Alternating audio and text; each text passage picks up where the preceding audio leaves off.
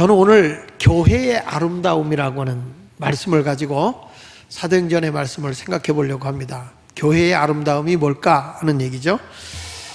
우리 지금 요즘에 오순절 특별 집회를 하고 있는 것입니다. 오순절 특별 집회를 하면서 사도행전에 대한 말씀을 쭉 하는데, 어제는 오순절 날에 일어났던 성령의 역사에 대한 얘기를 하면서 급하고 강한 바람 같은 소리가 있었다라는 말씀을 하면서, 이 소리라고 하는 것은 하나님의 말씀의 소리를 들어야 된다. 교회가 뭐 사람 소리도 있을 수 있고 여러 소리 있어요. 에덴 동산에서 가보면 뭐 사단의 마귀의 소리도 있었고 또 사람의 소리도 있었고 하나님의 소리도 있었어요. 근데 하나님의 음성을 들었을 때는 사람이 실패할 리가 없어요. 근데 하나님의 말씀을 듣지 않고 하와는 뱀인 사단의 말을 듣게 되고 아담은 사람의 말을 듣게 되는 것이 실패하게 된 것이죠. 우리가 교회를 다니다 보면 하나님을 믿는 성도들이 모여있는 이곳이지만 뭐 여러 가지 교회가 뭐 급하고 강한 여러 가지 역사가 있을 수 있어요. 은사도 있고 여러 가지 치유의 능력도 나타나고 있지만 가장 크게 역사하는 건 하나님의 말씀입니다. 그래서 이 말씀의 소리를 듣는 교회가 돼야 되고 성도가 돼야 돼요. 그래서 성령 충만은 곧 하나님의 말씀 충만이다, 이렇게 말씀을 했잖아요. 예수 마을교회가 뭐 목사님이 뭐 위대해서 뭐 또 누가 설교를 잘해서가 아니라 우리는 여기 올 때 하나님의 말씀에 귀를 기울이러 오는 거예요. 그것이 가장 소중한 것입니다. 그리고 제가 지난 시간에 얘기한 건 하나님이 사람을 만드시고 그 흙으로 사람을 만드시고 생기를 불어넣었다. 루하라고 하는 성령, 이 생기라는 말이 루하거든요. 루하라는 말은 성령, 생기, 바람, 이런 뜻을 가지고 있어요. 그러니까 하나님의 영을 집어넣으니까 리빙 소울, 살아있는 영이 된다. 그리고 나니까 하나님이 권능을 주어서 왕권을 가지고 생육하고 번성하고 통치하면서 다스리라고 그러잖아요. 경영을 해라. 그러니까 어마어마한 왕권을 준 거예요. 어떤 사람에게? 하나님의 영이 임한 사람에게. 창세기 2장에서 보면 하나님이 경작할 사람이 없으므로 농산물을 주지 않았다는 거예요. 이 땅에 소작할 사람이 없어서 하나님이 어떤 것도 주지 않았다는 거예요. 하나님의 형상을 가진 사람을 찾고 있는 거죠. 그래서 인간이 그렇게 하나님의 영을 갖고 있다가 타락을 해요. 타락을 하니까 성경에는 육체가 됐다 했어요. 육체가 됐다는 것은 하나님과 우리와의 관계가 이제 이 적대 관계가 되었을 때 그거를 육체가 됐다, 이렇게 얘기를 해요. 저 육신에 속한 사람, 그런 말은 다시 쉽게 얘기하면 하나님과 적대 관계에 있는 사람이다, 그 말이에요. 그러니까 사람이 육체가 돼서 사람의 아름다움을 보고 하나님의 사람들이 육체의 아름다움을 보고 그런 사람과 결혼을 했다. 그래서 하나님이 다시는 저들과 함께하지 않겠다, 이렇게 말씀했잖아요. 육체가 됐는데 우리 하나님이 요엘 선지자를 통해서 그 육체에 된 자들에게 뭘 집어넣겠다고 그러냐면 어린아이로부터 시작해서 노인에 이르기까지 성령을 부어주겠다. 왜 그런 거죠? 그게 살아있는 영이기 때문에. 육체에 뭐가 들어가느냐? 성령이 들어가야 하나님의 통치를 받는 사람이 되는 거예요. 신약에 와서 예수님이 아무리 하나님의 말씀을 많이 가르쳐 줬어도 제자들에게 성령을 받기까지 예루살렘을 떠나지 말라는 거예요. 왜냐? 우리가 왕권을 가지고 권능 있는 삶을 살아가려고 하면 반드시 하나님의 영이 우리에게 임해야 되는 거예요. 예수님과 3년 동안 복음의 사역도 같이 하고 같이 동행하고 다녔지만 예수님은 반드시 너희가 성령을 받아야 된다. 성령을 받기까지 예루살렘을 떠나지 마라. 할렐루야. 예수님이 부활하자마자 제자들에게 나타나서 너에게 평강이 있을지어다 하시면서 숨을 내쉬며 가라사대 성령을 받아라.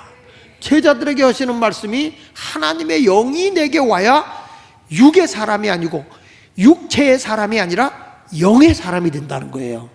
사도행전은요, 하나님의 교회가 탄생하지만 이 하나님의 교회가 탄생하는 이 교회는 어떤 사람들로 형성되냐면 성령을 충만히 받은 영적인 사람들을 통해서 하나님의 사역이 이루어지는 거예요.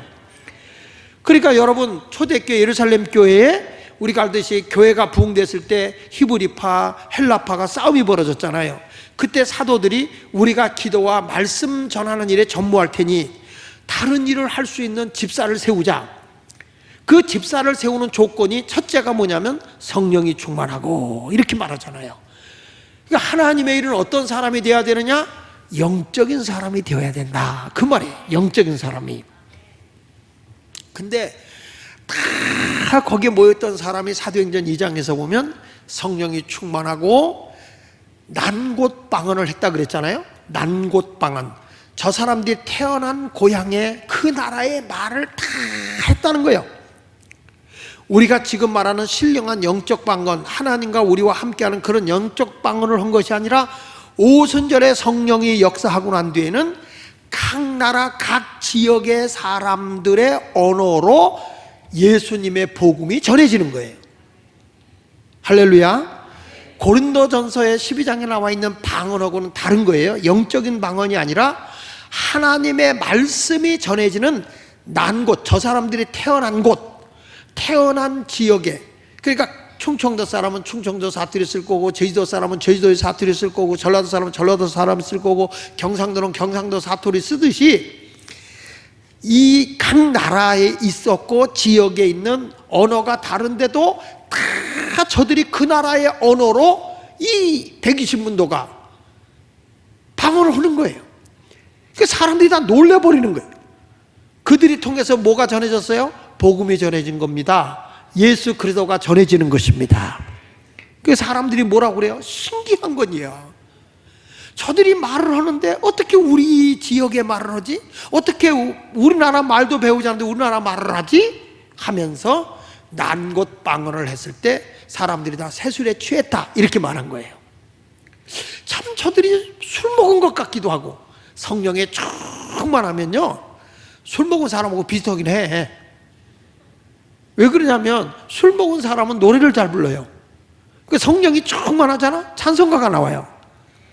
술 먹은 사람은 근심 걱정이 없어서 아무나 붙잡고 시비를 걸어요. 성령 충만해 보세요. 아무나 붙잡고 전도해요. 아멘입니까? 그리고 술에 취한 사람은 혀가 꼬부러져요. 뭔 말인지 몰라. 그걸 뭐라고 그러죠? 술 먹은 사람이 혀가 꼬부려서 말하는 걸 뭐라고 그러죠? 주정 떤다 그래요.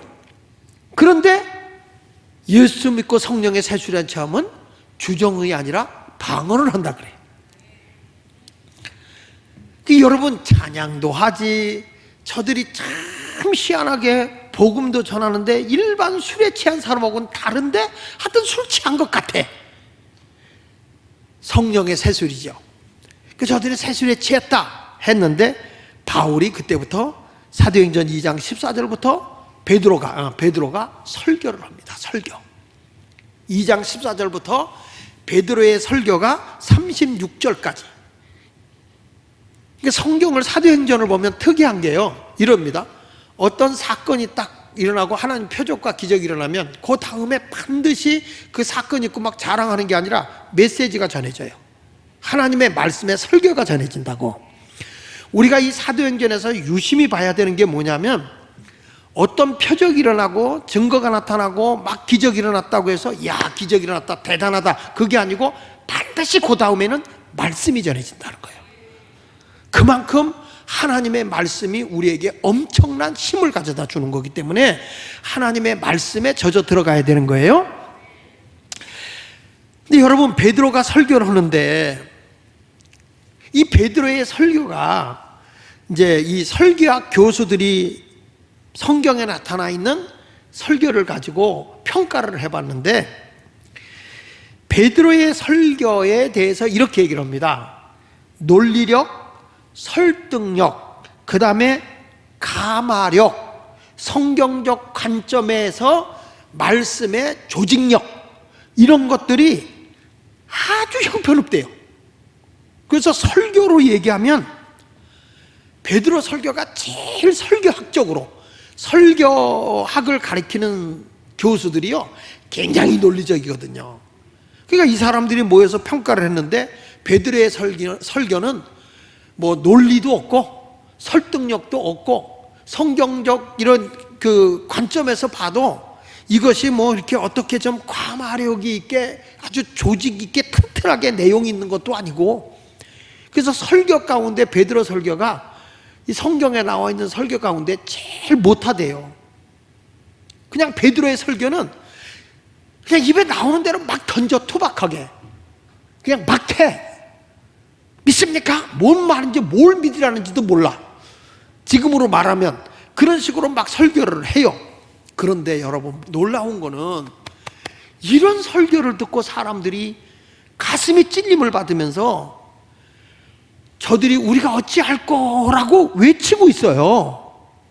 근데 그때에 너희가 회개하고 죄사함을 받고 세례를 받으라 그리고 성령을 받으라 해서 그때 이들이 회개하고 세례 받고 성령 받은 사람이 3,000명이나 되더라는 거예요. 남자만. 놀랍잖아요? 대단한 겁니다. 여기서 우리가 깨닫게 되는 건 설교가 얼마나 잘하냐, 얼마나 내용이 풍부하냐, 이것보다 중요한 것이 설교는요 성령의 감동이 있어야 되고 그 말씀 자체가 믿음으로 선포되어져야 되는 거예요. 설교는 제가 언젠가 얘기했지만 설교는 설득이 아닙니다. 설교는 선포입니다. 프리칭이에요. 프리칭. 이게 어떤 가르쳐서 이해를 시키려고 하는 게 아니라 하나님의 말씀은 이렇습니다 하고 선포를 하면 그 사람이 그걸 이해하느냐? 아니에요. 성령님이 그걸 알아듣게 한다니까. 그래서 교회 와서는 아무리 이게 성령에 의해서 설교를 하잖아요. 유식한 말도 성령에 의해서 설교하면 거기 앉은 사람이 성령에 의해서 깨달아져요. 그게 이해를 한단 말이에요. 그래서 교회는 무식해도 알아들어. 왜냐하면 성령이 감동을 주기 때문에. 할렐루야. 우리 어머니도 배움이 없었어요. 옛날 분이에요. 내가 이렇게 봐도 우리 어머니지만 좋은 어머니세요. 근데 공부적으로 보면 무식해요. 근데 목사님들이 설교를 받으면 막 눈물을 막 흘리면서 코를 훌쩍거리면서 그렇게 은혜를 받고 아멘 아멘 하는데 우리 아버지가 장로님이지만 장로님보다 우리 어머니가 훨씬 신앙이 좋아. 그리고 우리 어머니가 와서 너 오늘 설교 무슨 내용인지 알겠니? 이건 이런 거야 하고 설명을 하는데 우리 아버지는 그렇게 설명을 못해. 근데 우리 어머니는 기가 막히게 설교를 하는데 야, 우리 어머니가 이렇게 글도 잘 못 읽는 분이 어떻게 저렇게 하나님의 말씀을 다 이해하고 은혜 받고 눈물을 흘릴까 깨닫는 거예요. 성령이 말씀을 감동을 주는 겁니다. 할렐루야. 우리나라에서 사람들을 많이 회심하게 하고 목사를 만들고 변화시킨 사람이 아주 인격적이고 유식하게 설교한 분이 아니에요. 진정으로 깡패와 넉만들을 뒤집어 놓고 사람을 새롭게 변화시킨 사람들은 김육두 목사이거나 아니면 이천성 목사님이야. 얼마나 거칠고 난폭합니까? 근데 하나님의 말씀을 막 던지는데 그들이 거기에 깨진단 말이에요. 뒤집어진다는 거죠. 그건 뭘 얘기하는 거냐면 설교는 내가 설득시키는 게 아니에요. 성령님이 역사해 줘야 되는 줄로 믿습니다. 그 반면에 우리 한번 봅시다. 나중에 이제 설교겠지만 스데반 집사 있잖아요. 스데반 집사. 설교학자들이 설교 중에 최고의 설교는 스데반 집사의 설교라고 하는 겁니다. 앞으로 제가 이제 사도행전 하면서 그 짚을 텐데 엄청난 사람의 감동을 주고요, 감화력을 주고 성경적 관점에서 굉장히 튼튼한 조직력을 가지고 설교를 한 거예요. 내용도 풍부하고. 이게 스데반 집사의 설교예요. 근데 여러분 그 설교를 듣고 난 뒤에 어떻게 됐습니까? 거기 모였던 사람들이 이를 갈고 짱돌을 들어서 때려 죽인 거예요. 설교를 잘해서 사람이 회심하고 변화가 일어나는 게 아니더라고요. 제가 좀 건방진 얘기지만 교회를 큰 교회 하는 교회 붕회를 가서 이렇게 보고 또 그분을 만나서 얘기를 들어보면 우리끼리 얘기해요. 내가 조금 더 나은 것 같거든. 근데 그분이 교회를 엄청 큰 목회를 하시는 거예요. 설교는 말장난이 아니야. 하나님의 감동으로 되는 거예요. 성령의 역사가 임해야 될 줄로 믿습니다. 그러니까 우리가 볼 때 베드로의 설교는 굉장히 강해요. 직선적이에요. 베드로의 설교는 투박하지만 성령님이 함께하니까 회개하는 역사가 일어나는 것입니다. 유명한 그 목사님, 청교도 목사님으로 유명한 설교를 한 목사님이 계세요. 강해 설교로 최고의 달인인데 성경 본문에 떠나지 않는 최고의 설교가로 알려지죠. 로이드 존스 목사님이세요. 이 로이드 존스 목사님은 의학 박사인데 이분이 나중에 목사의 소명을 받습니다. 목사의 소명을 받는데 이분은 제도적인 신학교에 한 발짝도 들어가질 않아요. 이분이 왜 그랬냐면 이분이 신학이 필요 없다고 해서 무시해서 그런 게 아니고 신학교의 커리큘럼 내용을 자기가 살펴봤다는 거예요. 신학교 내용에 보니까 거기에 전부 다 성경을 적극적으로 가르치기보다는 전부 다 성경을 비평적 입장에서 성경을 보더라는 거예요. 그러니까 이 성경을 하나님의 말씀으로 받아들이는 게 아니라 철학으로, 이성적으로, 사람의 사변적으로 이렇게 설교를 받아들이는데, 그러다 보니까 사람들이 성령에 의한 영성 있는 메시지가 아니라, 가슴 뜨거운 메시지가 아니라 아주 냉랭해지더라는 거죠. 그래서 자기는 신학교 교육을 받고 목회하다가는 안 되겠다 싶어서 이 사람이 계속해서 하나님의 말씀을 자기가 연구하고 말씀을 깊이 보기 시작하는 거예요. 그래서 이분이 이런 말을 했습니다. 가장 중요한 게 뭐냐면 하나님의 말씀의 본문을 통해서 이 성경을 딱 읽으면 여기서 이렇게 하는 거예요. 한번 따라합시다.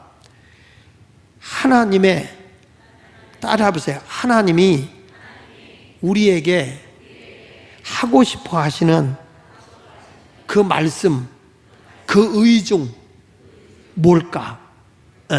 이 말씀을 통해서 하나님의 전하고자 하는 그 말씀의 의중이 뭘까? 그 뜻이 뭘까? 그걸 찾기 시작했다는 거예요. 그러니까 말씀에서 떠나질 않고 그 말씀만 가지고 했는데 이게 세계를 뒤집어 놓은 거예요. 여러분, 설교는 믿음으로 해야 됩니다. 내가 언젠가 얘기했잖아요. 성경은 믿음의 책이라고 그랬어요. 이건 철학책도 아니고 역사책도 아니고 과학책도 아니고 인물전도 아니에요. 성경은 그냥 믿음의 책이요, 하나님의 말씀인 겁니다. 아멘하고 믿고, 이 말씀은 성령의 감동으로 기록된 거예요. 저자들에게 성령의 감동으로, 시대도 다르고 역사도 다른데 또 환경도 다른데 쓴 배경과 역사도 다르게 다 저자가 달라서 썼는데 이걸 모아놓고 보니까 전부 다 초점이 구약이냐 신약이나 또 이 요한계시록이나 모든 초점이 어디로 갔느냐? 오직 예수 그리스도예요. 오실 예수 그리스도, 오신 예수 그리스도, 앞으로 재림할 예수 그리스도, 전부 다 초점이 예수 그리스도인 거예요. 이게 왜 그래요? 성령의 감동으로 기록된 거야. 그래서 일반적인 책을 읽듯이 성경을 읽으면 이해가 안 되지만 기도하면서 성령의 감동으로만 이 말씀이 속속 내 속에 사로잡혀 있게 돼 있는 것입니다. 나는 우리 교인들이 어떤 성도가 되길 원하느냐? 하나님의 말씀에 붙들려 사는 성도들이 됐으면 좋겠습니다. 할렐루야. 세계적 설교가가 있습니다. 그 누구냐면 스펄전 목사님입니다. 침례교 목사님이시죠? 여러분 많이 들었죠? 스펄전 목사님. 근데 이 스펄전 목사님은요, 이분도 신학교를 나온 적이 없어요. 근데 최고의 설교가가 됐어요. 왜 그랬을까요? 우리 신학교가 가야 되죠. 그래서 내가 신학교를 갈 때, 우리 가정이니까 신학교 가는 우리 학생들에게 제가 부탁하는 게 꼭 그런 얘기를 합니다. 신앙은 아니다. 신학이다. 하나님의 공부다. 그런데 이걸 그냥 하나의 학문으로 받아들여라. 그 반대로, 특별히 우리 감리교는 이성적 신학을 강조하기 때문에 비평신학이 강해요. 그래서 성경을 난도질하기 때문에 우리 감리교가 취약한 게 뭐냐면 강해 설교가 굉장히 약해요. 근데 장로교는 성경을 하나님 말씀으로 받아들이기 때문에 장로교는 강해 설교를 잘한다고요. 근데 우리 감리교는 그게 좀 약해요. 그 제가 항상 하는 게 내가 말씀을 내가 이제 마지막으로 하고 싶은 게 우리 신학을 공부하는 사람들에게 앉혀놓고 성경을 맥을 짚고 한번 내가 공부시켜주고 싶다. 이게 내가 마지막으로 할 수 있는 게 그런 것 같아요. 말씀을 좀 이렇게 하나하나 이렇게 받고 가야 된다. 40년 목회하면서 배운 노하우, 그게 뭐냐? 성경을 꿰뚫는 방법밖에 없다. 그러면 교회는 됩니다. 영원히 살아납니다. 믿음은 들음에서 나는 거고 들음은 그리스도의 말씀으로만 나기 때문에. 그러니까 여러분 지금까지도 스펄전 목사님 같은 설교가 안 나와요. 우리 감리교회 요한 웨슬리 설교요. 그 설교를 보면 설교집이 있습니다. 그 설교집 번역해 놓은 거 거기에 보면 진짜 어렵습니다. 스펄전 목사님 설교가 우리 웨슬리 설교가 굉장히 어려워요. 야, 이걸 듣고 어떻게 사람들이 구름대같이 몰려들었을까? 응? 이 웨슬리의 설교를 듣고 사람이 인산인해를 이뤘을까? 술집이 문을 닫고 웨슬리가 설교한다 그러면 극장이 문을 닫고 이런 일들이 어떻게 일어날 수 있었을까? 이유는 딱 하나, 성령의 역사예요. 믿습니까? 그러니까 우리가 충분히 하나님의 주권적 역사를 통해서 말씀이 전해진다는 걸 알고 오늘 베드로가 설교를 하는데 저들이 어떤 결과를 왔습니까? 베드로의 설교는 사람의 심령을 뒤집어 놓는 거예요. 그래서 베드로의 설교의 반응을 봅시다. 2장 37절 보겠습니다. 사도행전 2장 37절 시작. 그들이 이 말을 듣고 마음에 찔려, 다시 그들이 이 베드로의 설교를 듣고, 아까 얘기했어요. 베드로의 설교는 뭐 설득력이 있거나 조직력이 있거나 어떤 가마력이 있거나 이거보다는 그냥 막 던지는 설교야. 막 퍼붓는 설교, 직설적인 설교예요. 그런데 앞뒤가 잘 없어요. 문맥이 보면. 그런데 저들이 듣고 마음에 뭐하여? 찔려 베드로와 다른 사들에게 물어 이르되 형제들아 우리가 어찌할꼬 하거늘 그랬어요. 여기 보면 마음에 찔려 그렇게 말하고 있습니다. 하나님의 말씀은요, 내가 잘못 살았을 때 우리의 심령을 후벼 파야 돼요. 하나님의 말씀이 정말 여기 있는 것처럼 우리가 어찌할꼬, 내가 그 말씀대로 살지 못했는데 어떻게 하면 좋을까, 이렇게 가슴을 찢어가며 가슴을 쳐가면서 회개해야 되거든요. 근데 요즘에는 설교가 뭐예요? 자기 기준에 맞아야 돼. 재밌게 하고 웃고, 저도 설교를 좀 붕에 가면 재밌게 하는 편에 속해요. 우리 교회인들은 하도 들어서 아무리 재밌게 해도 안 웃기 때문에 안 해요. 아주 기독교의 타락은, 전 그렇게 봅니다. 기독교의 타락은 강단에서 성경을 놓치고 있다는 거예요. 하나님의 말씀을 놓치고 있는 것이 교회의 타락인 거예요. 그래서 여러분 이번에 사도행전을 쭉 훑어가면서 하나님의 말씀을 붙잡으면 진짜 우리 성도들이 능력자가 된다니까요. 하나님의 말씀이기 때문에 그랬습니다. 목사님 은혜 받았습니다. 나 안 속아. 얼마 가보면 지 기분에 맞으면 은혜 받은 거예요. 그래서 설교를 딱 듣다가 찔림이 오잖아. 말씀이 부딪히잖아. 어찌할 거가 나오는 게 아니야. 목사님 날 쳤네. 그다 자기 기분에 맞게끔 자기의 뭐 생각하고 맞아 떨어지면 은혜 받았어. 왜 여러분 설교가 내 기준에 맞아야 되냐고. 내가 하나님의 뜻, 하나님이 나에게 전하시고자 하는 그 말씀의 의미, 거기다가 내가 맞춰야 되는 거 아닙니까? 왜 하나님의 말씀을 나에다 기준을 두냐 이 말이야. 요즘에는 설문조사까지 하잖아요. 요즘에 청중들이, 요즘에 교인들이 어떤 설교를 요구하냐 거기에 맞춰서 하라, 입맛대로 하는 거예요. 설교는 그런 게 아니에요. 설교는 말씀을 들을 때 끙끙 앓아야 돼. 어떡하지? 어떡하지? 하나님의 말씀의 원리로 들어가게 되면 후회해서가 아니라 내가 저 십자가를 지고 갈래니 어떻게 하면 좋지? 끙끙 앓는 신음소리가 나와야 이게 믿음이지, 이게 하나님의 말씀이지. 교회 와서 딱 보면, 교회 이렇게 키워놓고 나면 젊은이들이 신학교를 갔을 때 보면 나도 저 목사같이 저렇게 교회 키워놓고 대접받아야지, 환영받아야지. 여러분, 교회가 이렇게 되기까지 이게 신음과 갈등과 끙끙 앓고 연단과 아픔을 얼마나 많이 당하는지 아십니까? 그래도 대부분의 설교는 사람의 입맛대로 가는 것이 문제라는 거예요. 다시 말합니다. 설교는 대중의 요구를 따라가는 게 아니에요. 하나님의 뜻, 하나님의 원하시는 그 의지, 그걸 전해주는 거예요. 믿어지면 아멘 하세요. 물건을 파는데 시장조사에서 이런 게 좋아한다더라 하면 되겠어요? 어떤 분이 그런 얘기를 하더라고요. 포드 자동차 회사를, 자동차를 만들 때 그 당시에 다 사람들이 말 타고 다녔다는 말이에요. 근데 이 사람이, 이 포드라는 분이 자기가 어머니가 아플 때에 의사를 모시러 갔다 왔는데 늦어서 어머니가 돌아가신 거예요. 내가 조금만 빨리 의사를 모시고 왔으면 안 돌아가셨을 텐데, 그 빨리 갈 수 있는 게 뭔가, 그래서 그분이 자동차를 개발했다고요.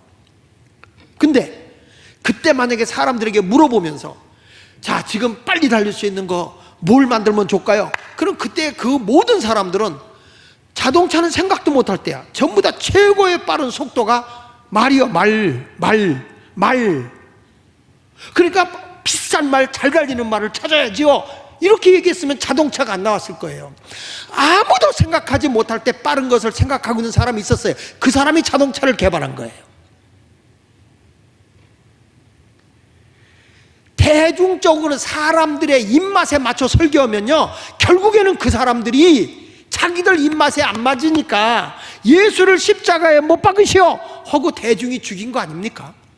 아니, 김대중 씨가 아니고 많은 사람들이 예수를 죽였다 이 말이야. 교회는 대중으로 가는 게 아니에요. 천국에 가는 길은 좁은 길이에요. 하나님의 말씀의 원리대로 살아가야 할 줄로 믿습니다. 그래서 다시 말하지만 베드로처럼 우리가 어찌할꼬 가슴을 치며 통회하게 하려면 인간의 설득이 아니라 하나님의 주권과 성령의 능력으로 하나님의 말씀이 깨우쳐져야 할 줄로 믿습니다. 사도행전 2장 38절에 이렇게 말합니다. 같이 읽어봅니다. 시작. 베드로가 이르되 너희가, 우리가 어찌할꼬, 그러니까 베드로가 이르되 너희가 뭐하여? 회개하여 각각 예수 그리스도의 이름으로 세례를 받고 죄사함을 받으라. 그리하면 성령의 선물을 받으리니. 여기 보면 베드로가 이르되 너희가 회개하여 각각 예수 그리스도의 이름으로 세례를 받고, 이렇게 말하잖아요. 근데 이게 원뜻은 이런 뜻이 아니에요. 따라서 한번 합시다. 너희가, 크게 한번 해봐요. 너희가 구원을 받았으니 회개하라. 회개, 이거 신학적인 논쟁입니다. 회개가 먼저냐, 구원이 먼저냐? 구원이 먼저냐, 회개가 먼저냐? 지난번에도 제가 얘기했지만, 근데 여러분, 사람 살려놓고 밥 먹으라 그래야지. 죽었는데 밥 먹으라고 할 수 있어요? 아니, 사람이 살고 목욕이지 죽은 사람이 목욕할 수 있냐고. 그러니까 내가 회개하려면 내가 죄인됨을 알아야 되잖아요. 그게 언제 하느냐? 예수 그리스도가 내게 들어와야, 빛이 와야 어두움이 드러난다니까요. 그러니까 구원을 받았으니 회개하라 이거예요. 회개하고 제사함을 받으라는 게 아니고, 너희는 구원을 받았으니 이제는 회개해야 된다. 하나님께로 돌아가야 된다. 하나님의 진리의 말씀으로 돌아가야 된다. 그 얘기를 하고 있는 것입니다. 회개는 조건이 아니에요.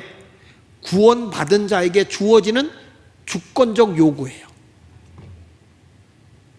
구원받았다고 하면서 계속 옛생활을 하고 있어요. 옛생활. 내가 예수 믿고 구원받았어요. 나 옛날 그대로 하고 있어요. 교회 다니면서 술 먹고 그냥 뭐 거짓 증거하고 위선하고, 이건 뭐냐면 회개가 안 된 거잖아. 예수는 믿어, 안 믿는 건 아니야. 믿어. 근데 회개가 안 이루어져요. 그래서 회개하고 구원받았으니 회개하고 죄사함을 받았으면 뭘 받아라? 세례를 받아라. 그 말은 뭐예요? 세례는 구원의 표요. 세례를 받아서 구원받는 게 아니라 내가 이미 예수 믿고 구원받았다는 상징적 의미를 얘기하는 거예요. 결혼식이라는 것은 만인 앞에서 우리는 부부가 되었습니다, 처녀 총각이 아닙니다, 그걸 공포하는 것처럼 세례는 난 이제 옛사람이 아닙니다, 나는 이제는 세상에 속한 사람이 아닙니다, 예수에 속한 사람이요 구원받은 사람입니다 라는 것을 만인 앞에 공포하는 게 세례란 말이에요. 오늘 성경에 말씀합니다. 세례받고 죄사함을 받기 위해서는 우리가 먼저 뭘 해야 되냐? 구원을 받고 회개하라. 이제부터 여러분 모두가 오늘 말씀을 강하게 받아들였으면 좋겠어요. 할렐루야. 사람이 얘기를 하다 보면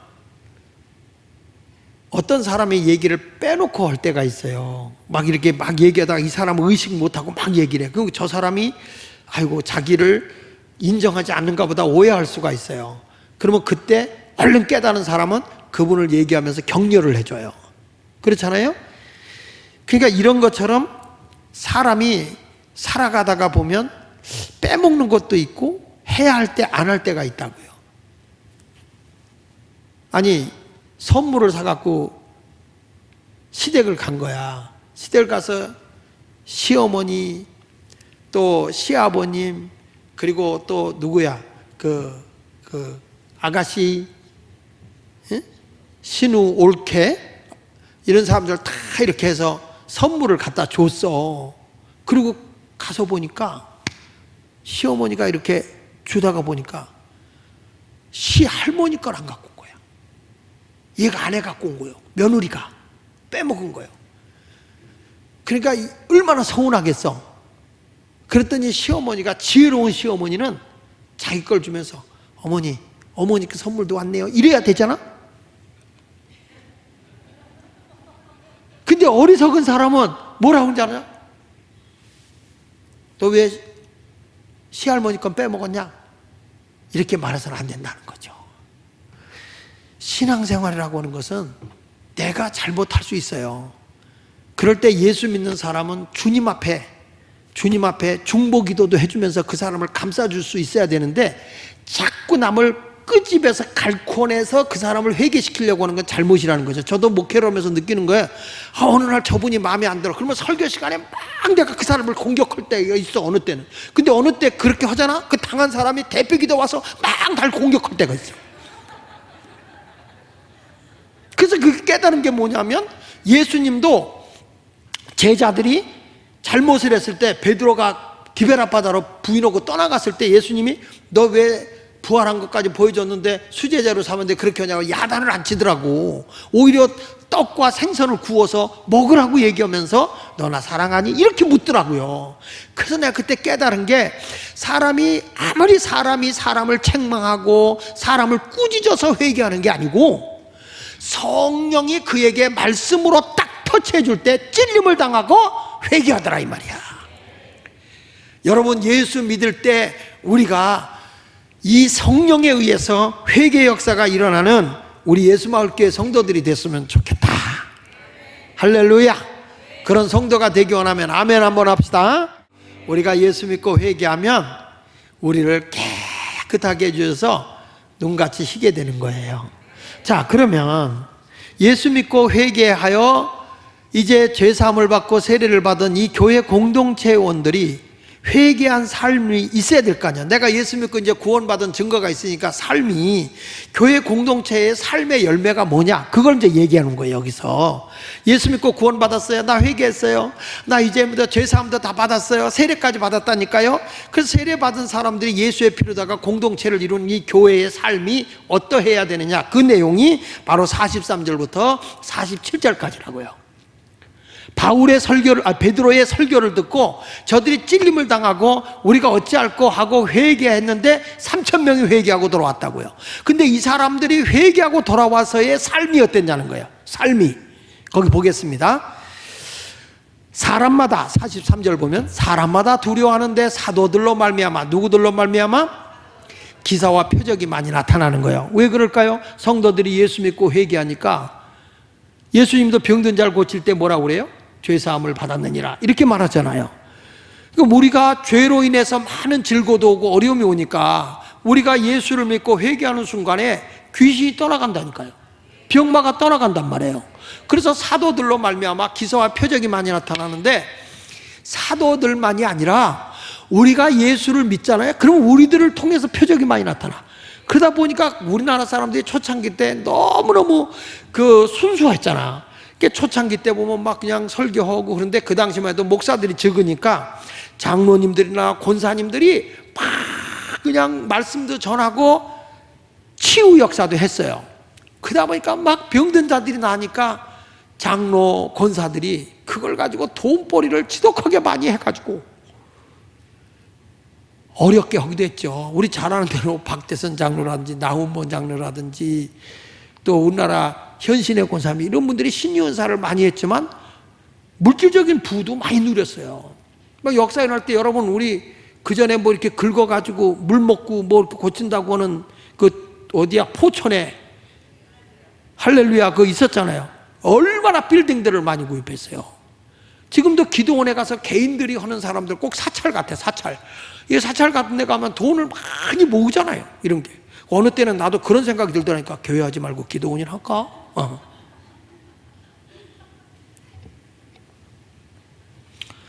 이게 잘못된 거예요. 근데 이게 성도들에게 하나님의 복음이 바로 전해지면 예수를 믿고 회개하니까 기사와 표적이 나타나는 거예요. 믿습니까? 집회를 해보면 성도들이 진정으로 예수를 믿고 회개하잖아. 그러면 내가 능력이 있어서가 아니라 내 믿음이 너를 구원했다. 예수님이 말씀하잖아요. 내 믿음대로 될지어다 그러잖아요. 그러니까 진실된 믿음에는 기사와 표적이 따르는 거예요. 이게. 그러니까 목사들이 능력 있는 거 아닙니다. 우리가 순수하게 예수 믿으면요 역사가 일어난다니까. 할렐루야. 자, 그 다음에 뭐가 일어났어요? 믿는 사람마다 사람이 다 함께 있어. 믿는 사람이 다 함께 있어. 함께. 이 공동체잖아요. 너 믿고 나 믿고 뿔뿔이 흩어진 게 아니라 다 함께 있어. 모든 물건을 서로 통용하고 또 재산과 소유를 팔아 각 사람의 필요를 따라 나눠주며 날마다 마음을 같이하여 성전에 모이기를 힘쓰고 집에서 떡을 떼며, 여기 성경에 참 좋은 것이 뭐냐면 믿는 사람들이 다 함께 했다. 그리고 저들은 성전에 모이기를 마음을 같이 해서 힘썼다. 그리고 저들이 또 뭘 했냐면 온 백성에게 칭송을 받았다.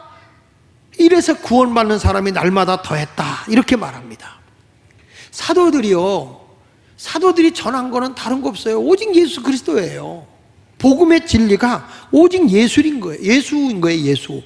근데 그들이 모이는데 저들이 예수를 믿고 회개하여 이제 죄사함을 받은 후 세례받고 성령을 받았는데 저들이 자꾸 모이는데 어디서 모이는데 교회 성전에서만 모인 게 아니야. 집에서도 모이고. 내가 얘기했죠. 다락방 교회? 다락방.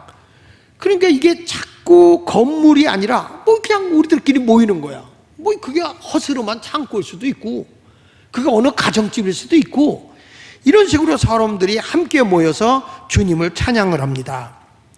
하나님을 영화롭게 합니다. 할렐루야.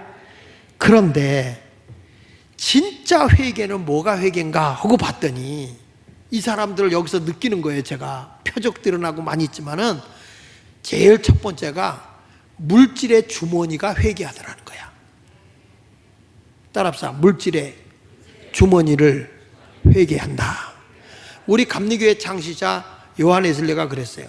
당신의 진정한 회개는 주머니가 열려야 회개다. 그런 얘기했어요.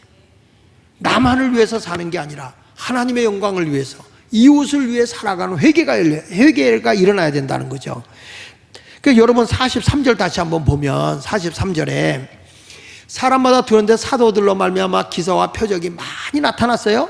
그 다음에 44절에 보면 이 기적이 나타난 게 믿는 사람이 다 함께해서 서로 물건을 서로 뭐하고? 통용하고. 그 다음에 45절에 보니까 뭐라고 나와요? 또 재산과 소유를 팔아 각 사람의 필요를 따라 나눠주고 있어요. 야, 이 사람들이 진정으로 예수를 믿고 회개한 게 뭔가 그랬더니 물질의 주머니가 열리더라 이 말이야. 물질의 주머니가. 어느 교회에서요 이런 일이 있었다는 거예요. 교회가 막 어려움이 있는데 그 교회 예산에 3분의 1을 헌금하는 교인이 있었어요. 교회 나온 지 얼마 안 됐는데 그 교회의 결산을 보면 3분의 1을 한 분이 헌금을 하는 거예요. 헌금을.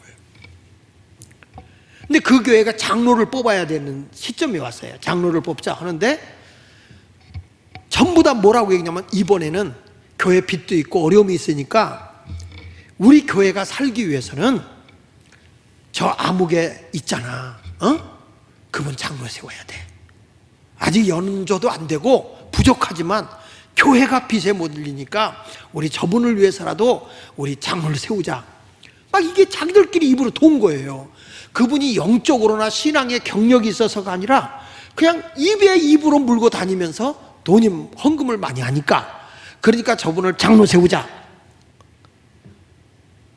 투표를 했어요. 됐을까 안 됐을까? 됐을까 안 됐을까? 됐어. 장로가 된 거예요. 근데 그분의 고백이요, 자기가 그때 장로가 안 됐어야 된다는 거예요. 자기도 기고만장했다는 거예요. 하나님의 보시기에 그게 합당하지 않은 거예요. 그때부터 이분이 사업이 파산으로 치닫기 시작하는데 장로 피택되고 7개월 만에 영창을 간 거예요. 부도가 나가지고. 그분이 울면서 한 얘기입니다. 하나님의 교회를 세우기 위해서 하나님이 나를 샘플로 이용했다고. 교회는 돈 많은 사람을 가지고 움직이는 게 아니에요. 교회는 저 사람이 똑똑하니까 그 똑똑한 거 가지고 교회가 움직여지는 게 아니고 하나님의 주권으로 움직여지는 거라고요. 성령이 역사하면요, 한 과부의 엽전 2 nep돈이라도 내는 거라고. 하나님이 보시기에 그런 걸 크게 한다고요. 여러분, 삭개오라고 하는 사람이 예수 믿었잖아요. 이 사람이 다 도둑놈이라고 그랬어요. 나쁜 놈이라고 그랬잖아요. 근데 어느 틈엔가 이 사람이, 제가 지난번에 누가복음 오면서 했지만은 에세네파에 의해서 하나님의 말씀을 들었다고. 이분이 이미 이 사람은 가난한 사람을 위해서 물질을 쓰기 시작했던 거죠. 예수님을 만나자마자 내가 남의 것을 토색한 일이 있으면 4배로 갚을 것이며 내 자산의 절반은 가난한 사람을 위해서 쓰겠습니다. 회개는요 이렇게 나타나는 거예요. 자기중심적이고 욕심만 부리면서 주를 위해 산다, 아니에요. 이거는 그러니까 초대교회가 회개하고 정말 그 성령을 받은 성도들이 뭘 했느냐는 거예요. 물질의 주머니가 열리잖아요. 나눔이 이루어지잖아요. 이게 회개의 역사라는 거예요. 그러니까 예수님이 그걸 보고 삭개오야 내려오라 하는 순간에 더 많은 것을 드리며 살겠다고 얘기하는 것을 보면 진정한 회개는 물질의 주머니가 열리는 것이다. 그리고 뭐가 일어났느냐, 따라합시다. 진정한 회개는 모든 백성에게 칭송을 받는다. 47절을 한번 보겠습니다. 47절 시작. 하나님을 찬미하며, 구원받아 당연히 하나님을 찬송하죠. 그 다음에 또 온 백성에게 뭘 받으니? 칭송을 받았어요. 자, 여러분, 자기 물질의 주를 가지고 나누잖아요. 베풀잖아요. 저분들이 하나님을 찬미해요. 서로 떡을 떼며 성도들의 교제도 잘 돼요. 니파 네파 싸우지 않아요. 교회 와서 누구 파다 이게 뭘 중요하냐고요. 아니란 말이에요. 진정으로 우리는 온 백성에게 칭송을 받으니 주께서 구원받는 자를 더했다. 믿으시면 아멘 하세요. 사람들은 외모를 보고 평가를 하지만 우리 하나님은 중심을 보시는 분이에요. 나는 우리가 성전에 모이는 것도 힘쓰지만 은혜가 넘쳐서 이 은혜가 교회를 통해서 가정에 흘러가기를 바라고, 또 우리 은혜 받은 자들을 통해서 이게 지역으로 선교의 영역이 넓어져서 세계까지 뻗어나갔으면 좋겠다는 거예요. 하나님의 복음은 선교적 방향을 우리에게 일깨워 준다고요. 우리끼리만 예수 믿는 게 아니라고요.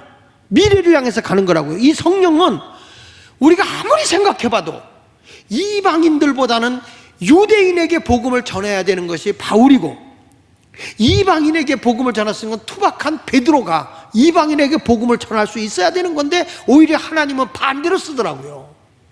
율법을 전문으로 배웠던 바울은 이방인에게, 갈릴리 촌에서 어부 생활했던 베드로는 그 율법에 능통한 유대인들에게 하나님이 보내서 복음을 전하는 걸 보면, 하나님이 하시는 일은 인간의 지식으로 되는 게 아니라 하나님의 주권으로 복음이 전해지는 거라는 거예요. 할렐루야. 우리 예수마을교회도 난 그런 목사님들, 그런 성도님들이 나왔으면 좋겠어요. 전에 그런 얘기 했잖아요. 어느 날 어느 교회 사모님이 예배가 다 끝나고 축도가 됐는데 바깥에서 목사님이 인사를 하고 났는데, 사모님이 이불 보따리를 머리에 이고 목사님한테 오더라는 거예요. 교회에 다 교인들이 있는 데서. 여보 뭐 하는 거예요? 그랬더니 저녁 예배 끝났는데 뭐 하는 거예요? 그랬더니 여보 우리 강단에서 내려가지 말고 강단에서 먹고 살자. 왜? 당신은 강단에 있을 때가 천사요. 집에서는 당신은 마귀도 이런 마귀 짓이 없어. 그러니 당신이나 나나 우리 강단에서 내려오지 말고 여기서 잡시다. 여러분 이거 유명한 얘기야. 이 웃고 지나갈 일이 아니에요. 우리 여러분 이거 목사만 그러냐고. 교회 안에서의 내 모습과 집에 들어가서 우리가 다른 모습으로 보이지 않냐. 모든 백성에게 칭송을 받아야 되는데 우리가 그렇게 살지 못하는 것이 안타깝다는 거죠. 여러분 우리가 성경에 보면 백부장이라는 사람이 나옵니다. 누가복음 17장 2절로 5절에 보면 우리 잘 아는 백부장이 자기 하인이 자기 종이 병이 들어 죽게 됐어요. 살려보려고 사랑하는 종이라고 그래. 자기 사랑하는 종이라고 살려보려고 이 백부장이 안 해본 거 없어요. 그런데 예수님 앞에 누가 찾아옵니까? 유대인의 장로들이 이 백부장 그 하인의 병을 살리려고 애쓰는 그 모습을 보고 이 유대인 장로들이 예수님을 찾아가서 이런 말을 합니다. 예수님, 이 백부장 하인의 병을 고쳐주세요. 이 사람은요 우리 유대인의 민족을 끔찍히 사랑하는 사람입니다. 그뿐 아니라 유대인을 위해서 회당을 지어준 사람입니다. 그러니 이분을 위해서 저렇게 사모하고 애쓰는데 사랑하는 저의 종의 병을 고쳐주십시오. 그랬더니 예수님이 내가 가서 고쳐주겠다. 백부장이 그걸 알고 사람을 보내서 우리 집에 오는 건 난 감당할 수 없어요. 예수님 말씀만 하세요. 내가 그대로 행하겠습니다. 예수님이 이만한 믿음을 보지 못했다고 그러고 그 병을 고쳐주잖아요. 저는 여기서 백부장이라는 사람이 누굽니까? 로마의 100명의 군인을 거느리고 있는 군대 장관이라고요. 근데 이 백부장이 유대 민족을 위해서 그렇게 사랑하고 그렇게 저들이 영적인 생활하기를 사모하니까 회당도 지어줬다는 거예요. 이분이.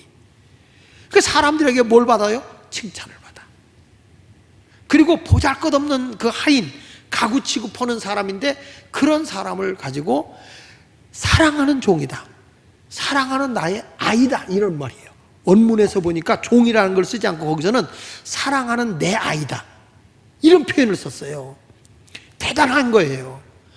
그러니까 우리가 예수님을 다시 믿었다, 예수를 믿었다, 나 회개했다 가지고 회개해서 눈물 찔찔 짜고 막 해서 그게 아니라 요 성경의 사도행전 여기 있는 말씀처럼 칭찬도 받고 자기 거를 물질을 나누면서 함께 떡을 떼면서 교제를 하지만은 자기 걸 자기 것이라 하지 않으며 서로 나누는 아름다운 공동체를 이루는 모습이 이게 바로 회개의 삶이라는 거죠.